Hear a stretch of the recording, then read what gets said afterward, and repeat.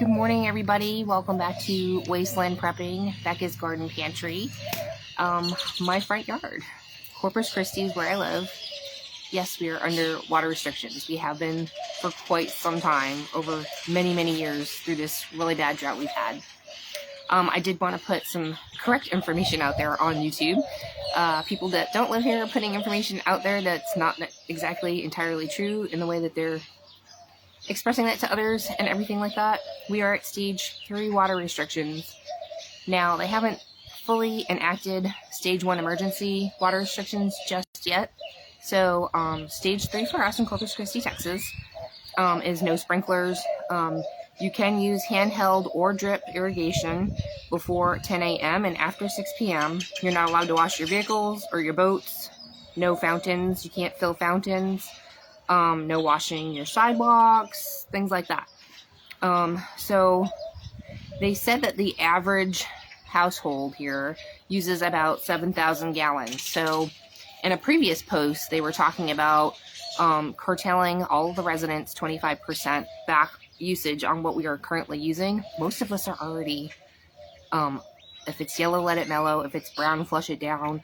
Don't do washes unless it's completely full to run a dishwasher or a laundry or all the things. We do all the things to make sure we're not running the tap while we're brushing our teeth and all of that. So if they're saying the average household uses 7,000 gallons, they actually want to start fining people.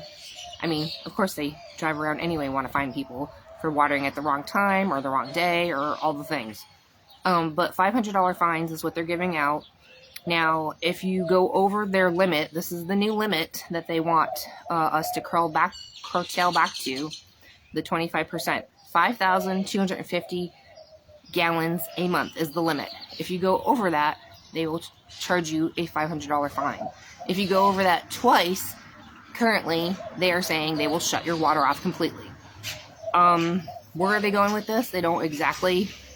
They're just like on the fly coming up with rules and regulations when they think about them, kind of thing. They can't shit or get off the pot about putting in a desal or any of that stuff like that. I'm going to put it in here that they are doing some things. So, yes, Governor Abbott supposedly stepped in to say, hey, what happened to all this money that we sent you guys, loaned you guys? What have you been doing with it? You haven't done shit with it. Let's do something about it. They still cannot make a decision because they weren't allowed the proper permits.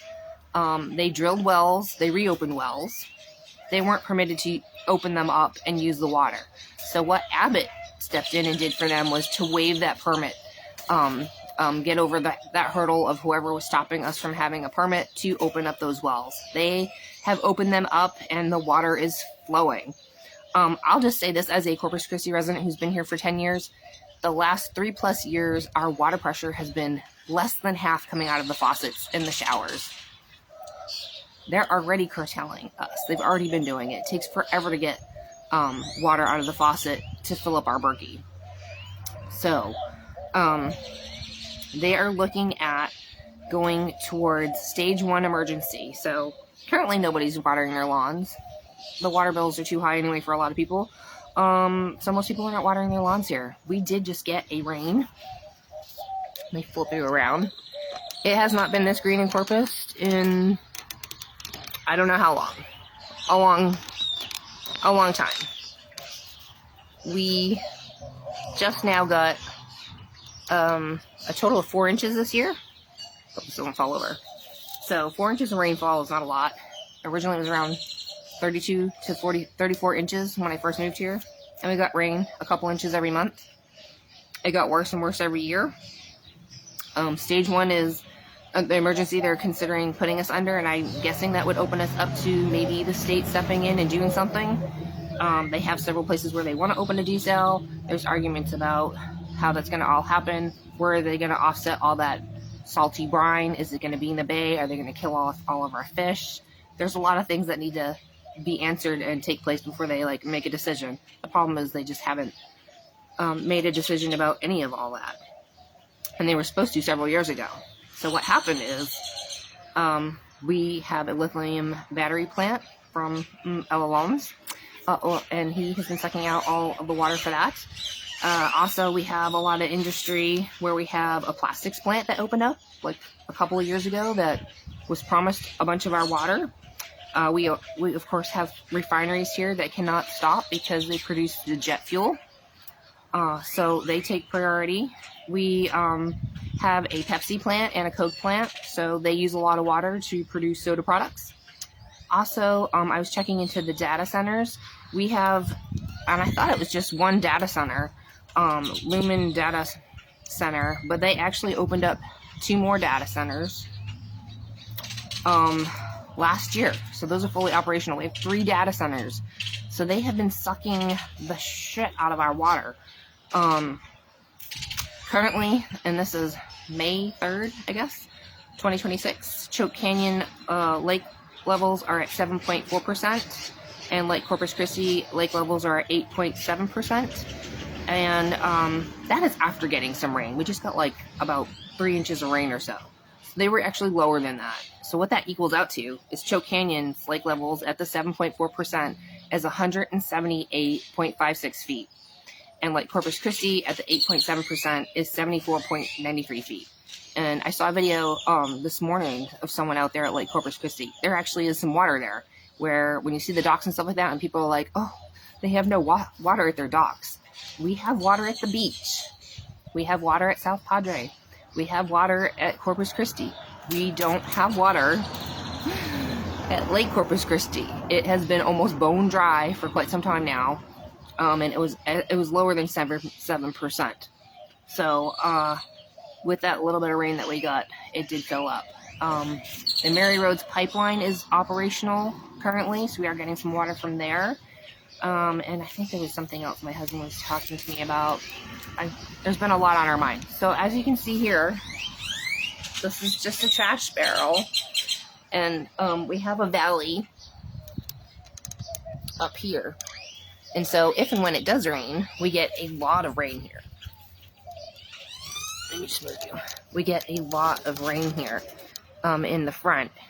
And as you guys know, I've always wanted to grow food forest, no matter where I was, and that's what we started here 10 years ago.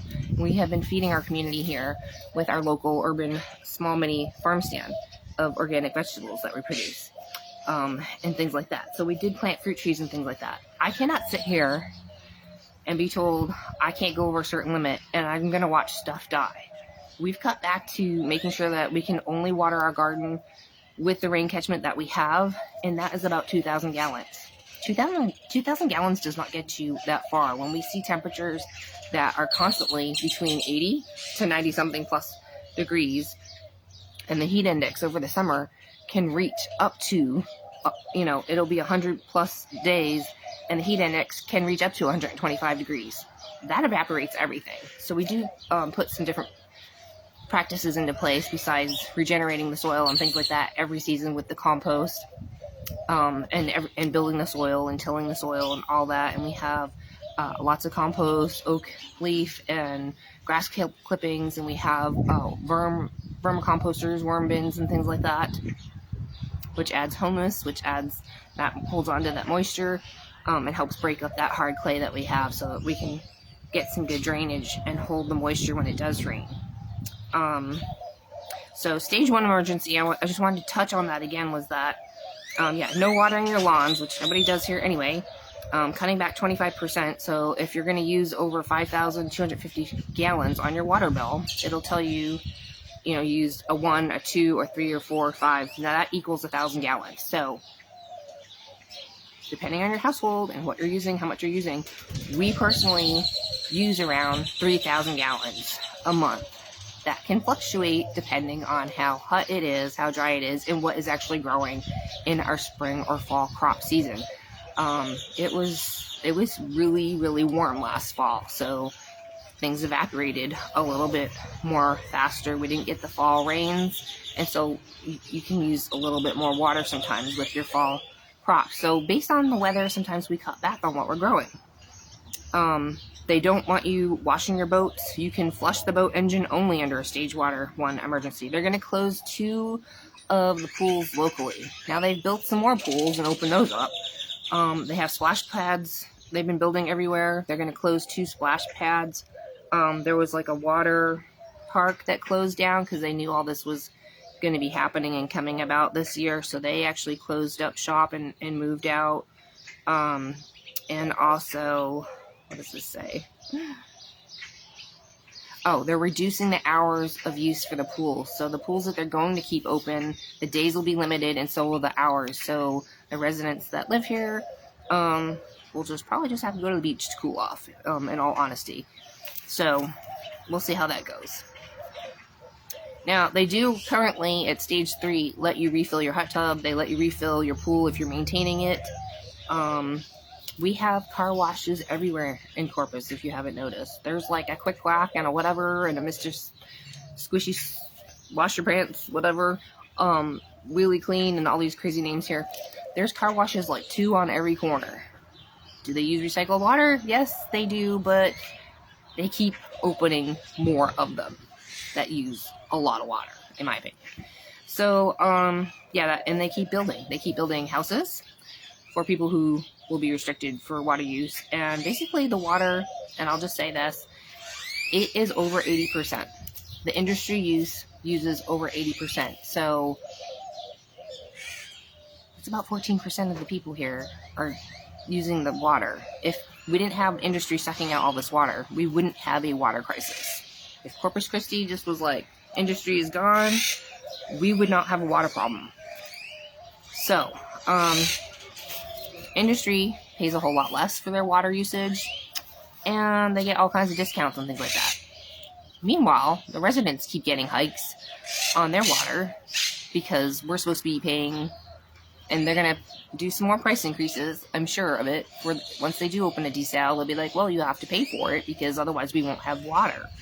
I believe my husband and I have been talking about this. We think they've just been holding off to hoping that we get like a hurricane or something like that to fill up our lake levels and not resort to using the money to open a desal plant.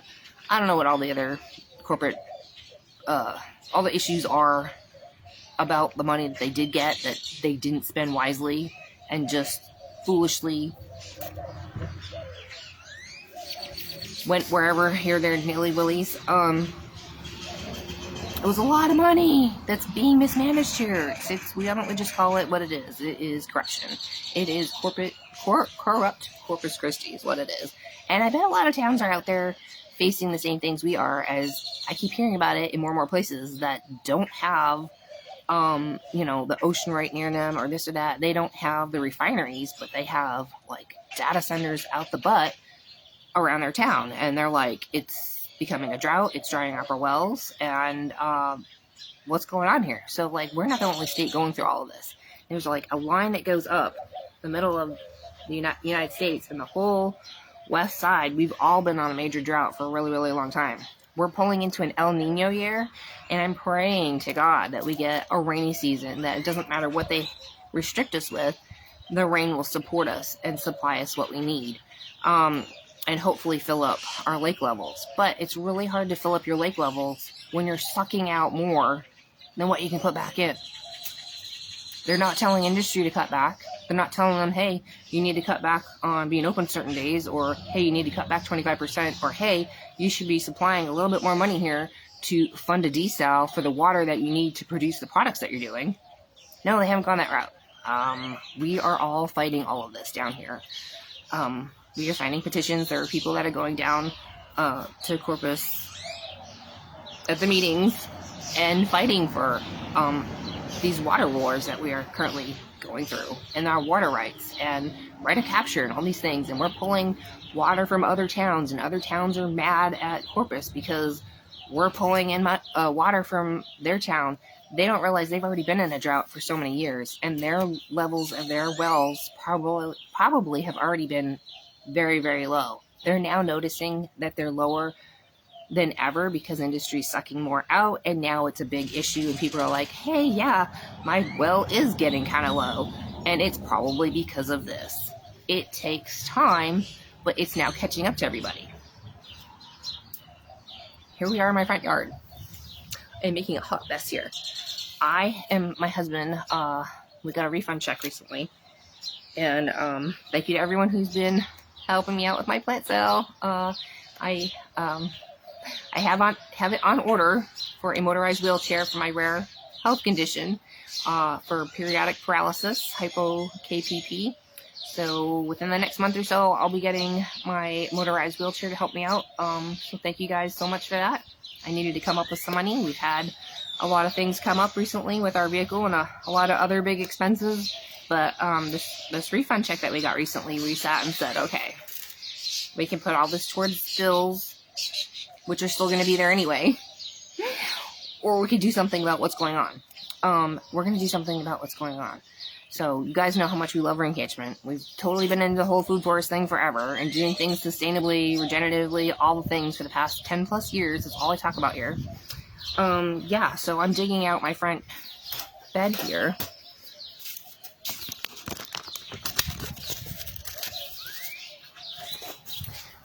This was, I really wanted to show you guys what it takes for us to do this.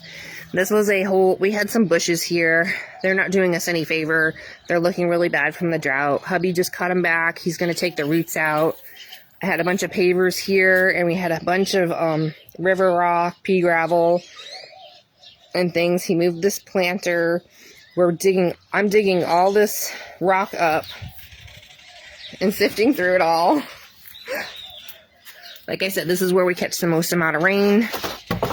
So this is going to be a whole rain catchment thing. So we're going to put a few cinder blocks stacked up over here to put maybe some plants up top like a little shelf. And there's a special mat for putting down pavers. We're going to be digging all this out. Dig, dig, dig.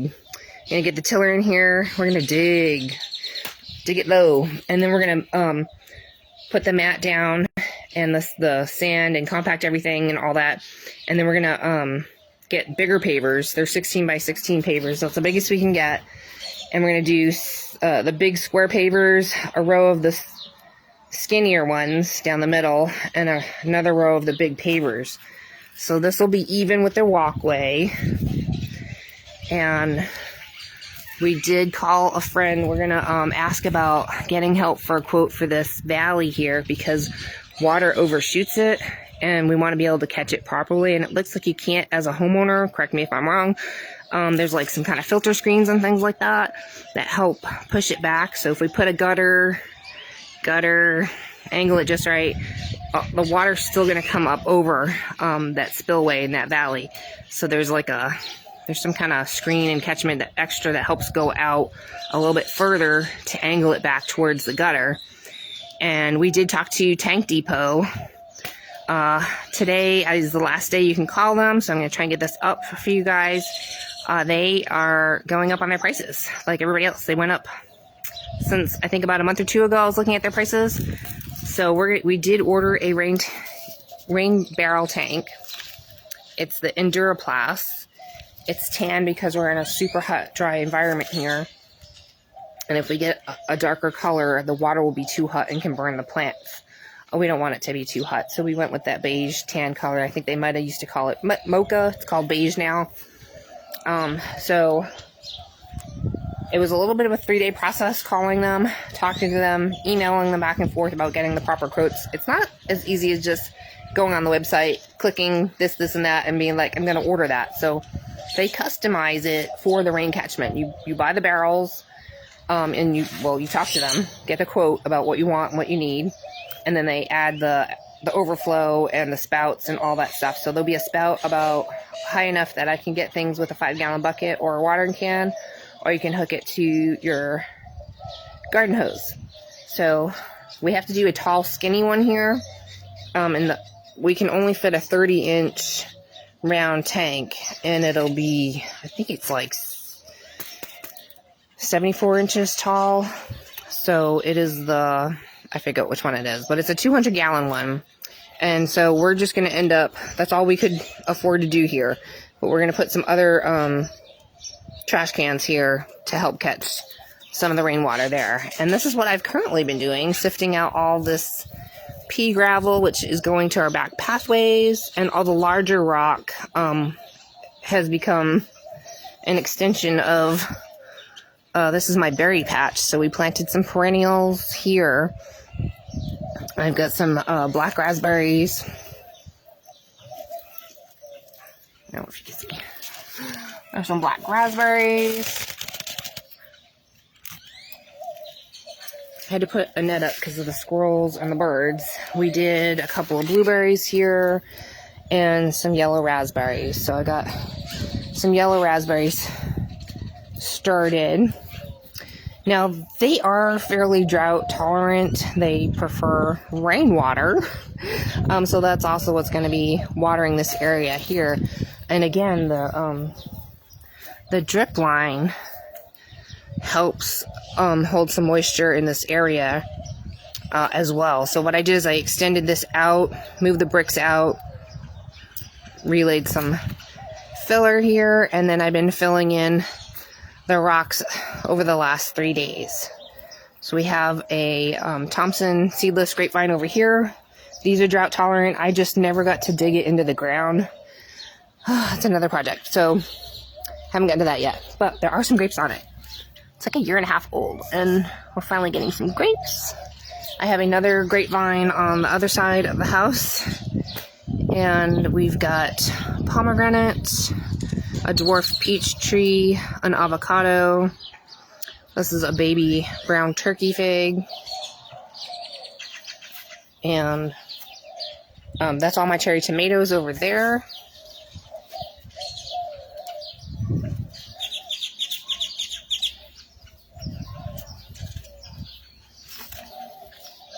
Some of the things that we grow for shade, and we do get ice cream bananas, blue java, so this actually helps provide us a lot of shade. Our vitex is blooming pretty.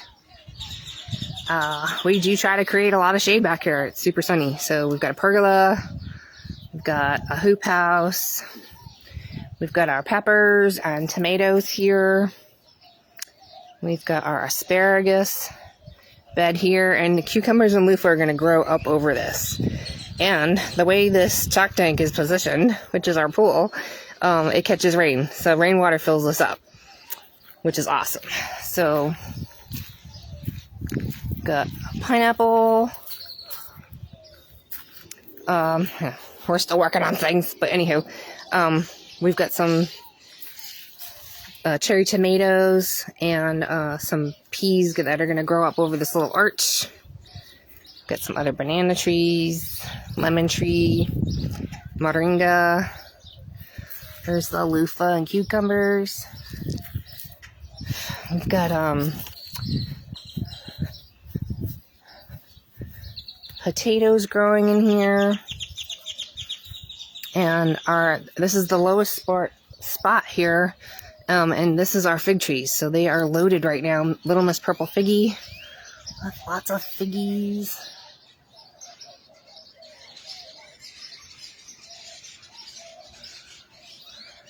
So this shades our Raincatchment. So we have some Raincatchment here and back behind here. So the fig trees help shade the Raincatchment. It is just loaded this year. Looks awesome. So back here we have some more Raincatchment. This is all used for the garden or emergency water preparedness. This is, I need to pick some things in here. We've got some yellow beets. We've got some tomatoes. I'm going to pick them before something else gets to them. They're starting to blush. So we got to pick a few more. Got tomatoes in here.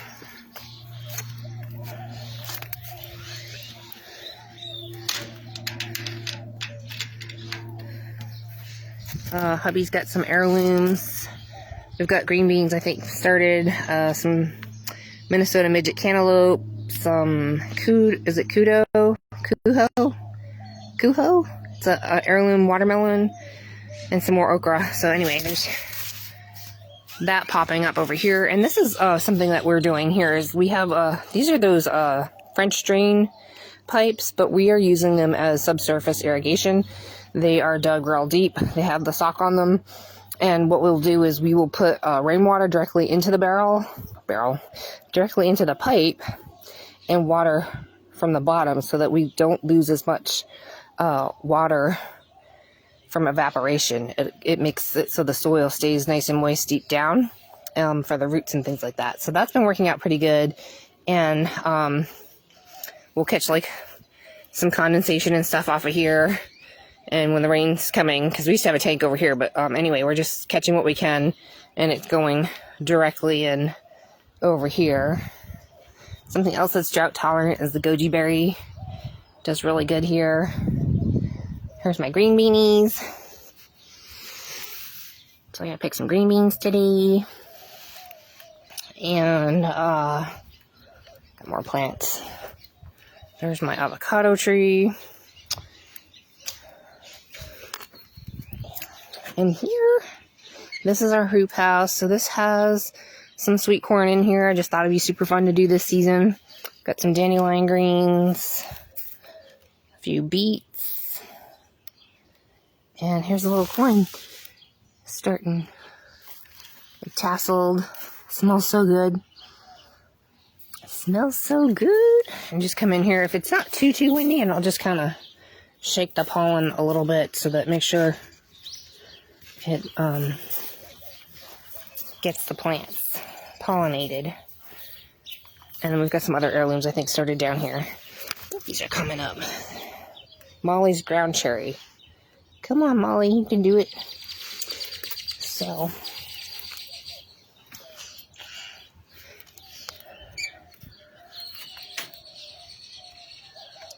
I don't do as many herbs. We're pretty well stocked up in our pantry with herbs. And herbs take water every day. Sometimes twice a day. When it's like I used to have them in the front with partial shade. Still had to water them almost twice a day when you're in like the middle of the summer. It just uses a lot of water. So we stopped growing herbs. Like I said, I have a ton in my pantry in bulk, and I think we have two basil plants that popped up, so he's growing some basil. But for the most part, we used to have like a whole row of herbs out here, and it just for what you get, it uses a lot of water. So we mulched everything real heavy this season.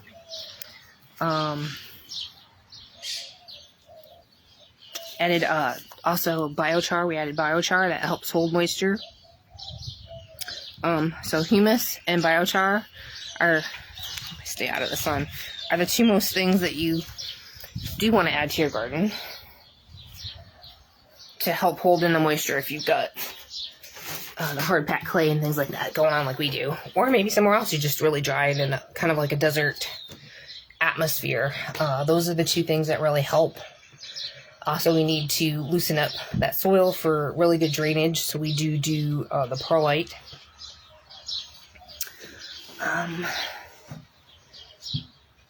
That's it. I'm trying to think what else. There's so much to do. There's so much on my mind. So Tank Depot is who we ended up going with. They had the best prices. It's cheaper if you get 2 tanks. So if you get 2 tanks, the shipping is about the same. If you order 1 tank, it doesn't matter what size you were really getting. And the price of shipping went up, of course, too, because I was looking at all this stuff I look at it all the time. We always talk about Raincatchment, more Raincatchment, better Raincatchment. Things keep getting worse. So I don't want to be told I can't water stuff and I ration our water just to keep stuff alive, to enjoy. It is the one thing that we enjoy in life. We lost our daughter. Our son is overseas.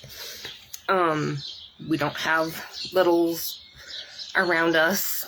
So it is just us, and we love gardening, and we love watching things grow. So that is our one true joy in life. And as someone who's into emergency preparedness, I'm concerned at some point that we just turn on the tap and there's no water there. Now, nobody's talking about that. Everybody's kind of like taboo, not wanting to talk about that. But people are already running to the stores, and it looks like they're buying more water than it keeps being sold online.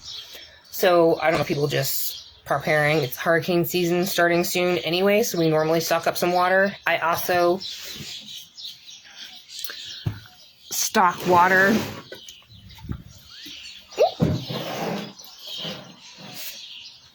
We use the Scepter ones now for our fresh drinking water. But we were concerned long term, like when we get a heavy rain or if there's some kind of other structural damage in Corpus that usually tends to happen because the pipes are really old, they'll crack. When we had the giant freeze, we didn't have water for 2 months. So watering chickens, water for the dog, water for us, watering to keep my fruit trees alive. I was hauling water physically every day. It was two 5-gallon jugs full. That was a lot, and that was minimal water for us washing up and just a few plants and stuff like that, just trying to keep things a little bit wet. And it took us like 2 months to be able to get the piping to be able to fix the pipes. So we know what it's like to be without water. I never want to be without water like that ever again. It was horrific trying to keep animals alive and us clean on a daily basis, and dishes and all the things. So the Raincatchment tanks are a really good way to have extra water stored up. They do have water storage tanks that aren't Raincatchment, and I was asking them what the difference was. So like the Raincatchment ones come with a screen and then the options of putting the overflow and the extra spigot and the reducers and stuff like that. So, but they have some that are just strictly for water storage. So what you would do is you would just fill it up from the tap and you'd have water storage, or I guess you could catch rainwater. It wouldn't have a screen. You could order it separate, and you could use that as emergency water storage to treat and then filter, and you could use that for drinking, or not filter it, use it for flushing the toilet. You could use it for washing your dishes. There are ratios to put bleach in and other water treatments. Please go look all that up. But it's another great way to have some water storage at your home. Now, people are talking about the water generators. I've been looking at them. The atmospheric water generators. It's like a giant dehumidifier, and then there's a 3-filter system. They have some countertop ones, still kind of pricey, and maybe put out 1 to 2 gallons a day. Hubby and I go through like 3 gallons a day of water, I swear, at least minimum. So that's actually kind of too small for us. Then there's the ones that put out 10 gallons a day, and those were like a couple of $1,000s. And every which way we look at it, we're like, okay, you could get an atmospheric water generator that might need to get fixed. Is the company going to be in business? How long is it going to last? How often do you have to change the filters that are expensive and things like that? And how much is Raincatchment? We always come back to Raincatchment because it is the most cost-effective way to catch and store water. You can treat it, and have a massive volume of it. That's very low tech. Very low tech. All of our stuff is gravity fed. Very low tech. So there's not like maintenance. Other than cleaning things out a little bit. There's no like, oh, this part's gonna fail and break, and if a pipe broke, go get another pipe. It's super cheap, right? So, but like these atmospheric water generators, someone here in Corpus made the news, I guess, and we were looking. I'm like, how big is that one? They put a big old pad down, a big Raincatchment that they were gonna pump the water into, and the atmospheric water generator was $34,000, not including whatever the setup is or the concrete pad that they had. Not including the Raincatchment that was also put on a concrete pad. It's a great idea if you have that kind of money, but most of us don't. Most of us don't. Even if you just do 55-gallon barrels or really heavy-duty trash barrels to catch some rainwater, put the little mosquito dunks in or treat it with some bleach. You know, most of us are doing what we can to catch water when it does rain, and then we use it up. And that's what we're doing to deal with the water crisis we have going on here in Corpus. So I've kind of kept this low-key about telling everybody what's going on. They see me in my front yard digging stuff up and kind of wondering what we're up to. That's what we're up to. So we're going to be putting in 2 tanks. There'll be one going in the back, one going in the front, because the other one is bigger. It won't be able to fit in the front, but it holds more water. So we do have a place to do that. So we're going to be slowly working on fixing our fascias, slowly getting the rest of this all cleaned up, leveled out, tamped, all the right proper stuff. and getting this pad set up. It's a month and a half wait once you do get to order with Tank Depot. So we haven't gotten any information just yet on the shipping, but they will update me once it's ready to ship. Now, she did tell me there's a wrapping fee, so they do wrap it for transport. And she showed me pictures of what the tanks can look like if they're not wrapped. And I was asking about warranties. If you order it and it's not wrapped and it comes up all scuffed or whatever.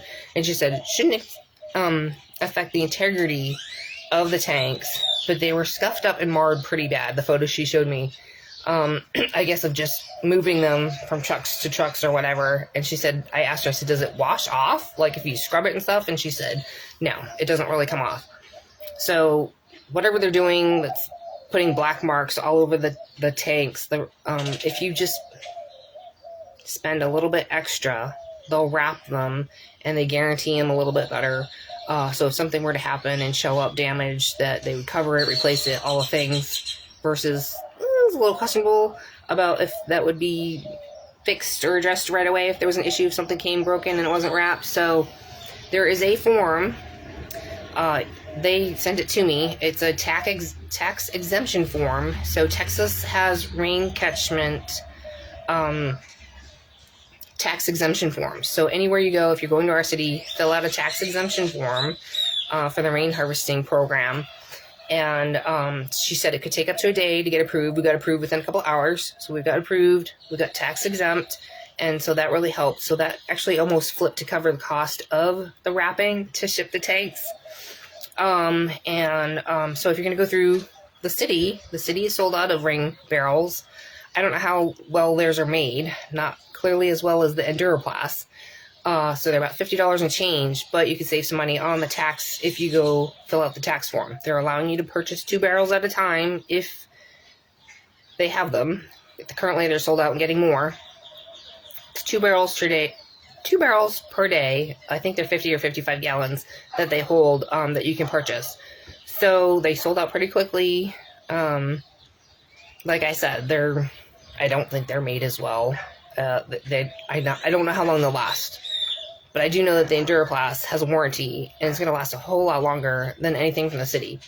But, these trash barrels are made pretty heavy duty too, and as long as you're not, dragging them around and scuffing them up or causing any kind of leaks, that with a cover works really good too. Or those 55-gallon barrels that you can just purchase. So people do Raincatchment all different ways. We've looked at it.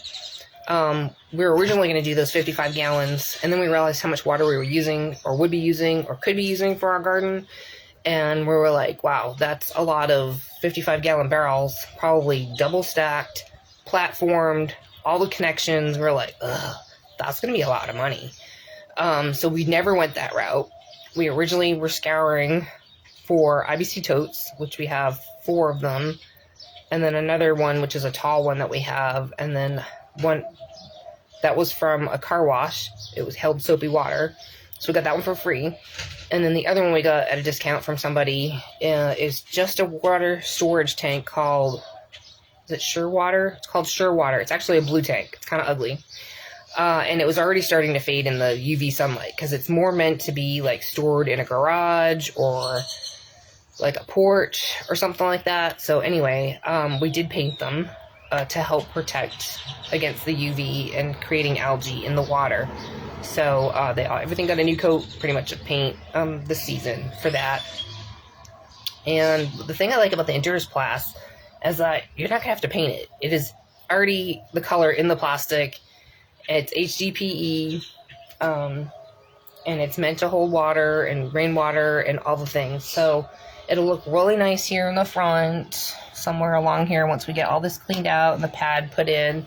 Hubby is going to help me with all of that because I can't do it physically. So I just been sitting here doing what I can, sifting through all this rock and moving it little by little and making some progress, not feeling like we're too rushed because it's going to take a month to a month and a half for the tanks to get here. But I wanted to get started as soon as I could because we had a cold front come in and we did get some rain, which makes it hard to sift it, but I did get most of the top of layers sifted and already shifted over to the berry patch. And that's what we've been up to. So I hope this is helpful. Water crisis, emergency preparedness, storage stuff. Yeah, I don't use the clear ones anymore because they do promote algae.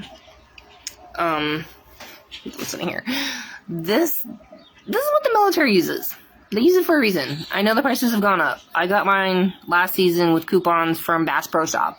And you do have to get a spigot spout thing. And they do have some other varieties on Amazon that are similar, that don't cost as much as the Scepter brand.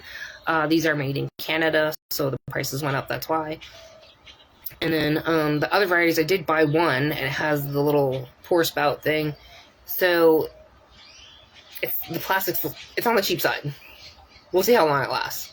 But I did grab one just for a 3-gallon one to have on the go. But these are easier to carry, easier to store, easier to clean out because it has a big, wide area. And the blue water bottles that come in like 3 and 5 gallons, the 3-gallon are nice to have for like your little dispensers and things like that. But the 5-gallon are super heavy. They're hard to pick up. Like if you've got shoulder and neck problems like I do, picking them up from the side and trying to, like, the weight difference is, it feels heavier and it's a lot harder to pick up than the Scepter ones. So when I'm feeling good, or when I was feeling good before I needed some surgeries, I was able to pick up the Scepter 5-gallon. My husband can pick them up, no problem. He kind of was tired of the clear blue ones too, and he's like, they're forming algae, and I was like, yeah, because I didn't put bleach in it. I know, I didn't put bleach in it. But, so then trying to clean them out after that was kind of a real pain in the butt. So, I know better. We just had a lot of health issues come up, and they got left in the garage, and so we ended up dumping the water and cleaning those out. So, and then switching. So, like I said, this is so much easier to fill up, clean, store, and I store this for 6 months, use it up, and then wash them out again and refill them. So, that's my system for fresh drinking water. And then the rainwater and all that stuff is backup water for flushing toilets, washing dishes, washing up. We have an off-grid shower that we can use. Need be if that happens again. I don't know if it'll happen again. It could happen again. Pipes burst in Corpus all the time for all kinds of reasons. So, there's that. So, you might be in a town that's having issues with their water, or looking at having issues at a water crisis from AI data centers and things like that, or whatever else is going on. And you might be wondering, what can you do to offset that, to be a little bit more self-reliant and not, waiting for just the shoe to drop on, we got a $500 fine for using too much, a little bit over on our gallons just to enjoy something in life and have a garden. So check out Tank Depot. Check out all the other, there's lots of different companies and stuff like that. I was really, really happy with them. They helped us out when I told them I was in Corpus Christi. They did give us a little bit of extra discount to help out, because I was like, yeah, I've been looking into this. I was going to purchase them, or look into purchasing them a couple months ago, but then we were just like, we have too many things that came up we needed to pay for. And even though we're not rich, this is something we feel like we just cannot wait any longer to do, since we already have everything set up except for like a better Raincatchment system. So we're going to try to fix some things, get the gutters up and all the things. It's going to be a little bit of a process. It's going to take us a little bit of time. It's not an instant fix. And even if they were to say, we're putting in a desal plant today, they're saying the timeline is at least 2 years, and that's if everything goes correctly, to get it up and running and functional. So, we're looking at between now and we're in the beginning of May of 2026, 2 years from now, 3 years from now, how bad is our water crisis going to get? They can't tell us, but it keeps looking worse every single month. And it's so hard to just sit here and just be like, we got to do something. We can't move. So, what do we do? Make things better here. So that's where we're at. I love you guys. That's my spiel on all the things going on in Corpus. I'd love to move into somewhere where it rains, but even places where it supposedly rains looks like they're going into lots of droughts and having some more issues with all these data centers. So peace and love to everybody out there who's struggling and trying to get through all these hot messes and emergencies that we're going through. And we'll see you in the next video. So thanks for hanging out with me at my garden and Wasteland Prepping. See you.